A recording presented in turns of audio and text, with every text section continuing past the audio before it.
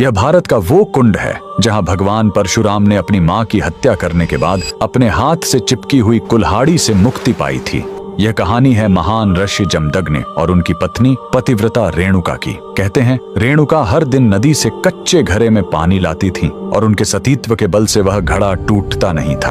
उनके 5 पुत्र थे जिनमें सबसे छोटे थे विष्णु अवतार परशुराम। एक दिन रेणुका ने नदी में कुछ गंधर्वों स्वर्ग के संगीतकार को जल क्रीड़ा करते देखा। उन्हें देखकर एक पल के लिए उनका मन मोह में पड़ गया और उसी क्षण उनके सतीत्व का बल टूटा और कच्चा घड़ा टूट गया। जब वो आश्रम लौटी तो ऋषि जमदग्नि ने अपने योग्य बल से जान लिया कि उनका मन भटक गया था। वो इतने क्रोधित हुए कि उन्होंने अपने पुत्रों को आज्ञा दी, अपनी मां का वध कर दो। जब चारों बड़े भाइयों ने मना कर दिया तो क्रोधित पिता ने उन्हें तुरंत पत्थर बन जाने का श्राप दे दिया। इसके बाद परशुराम ने पिता की आज्ञा को अपना धर्म समझा।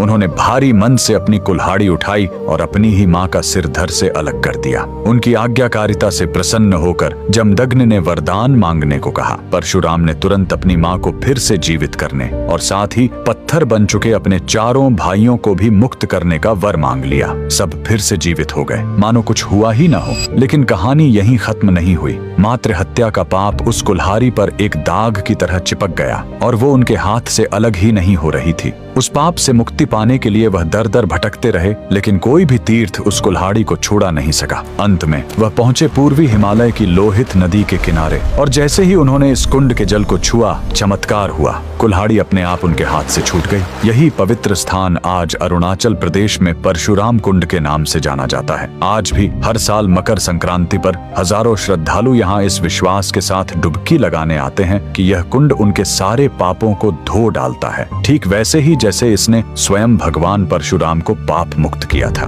भगवान परशुराम को दिल से मानने वाले सभी भक्त कमेंट्स में जय परशुराम जरूर लिखें।